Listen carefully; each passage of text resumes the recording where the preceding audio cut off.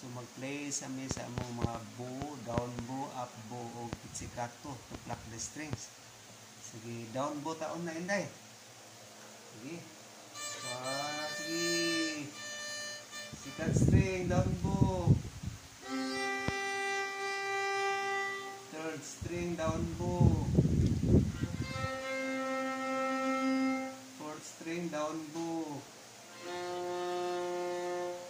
Sunod, up bow.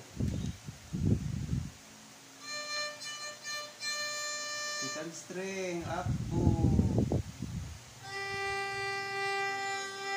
Third string, up bow.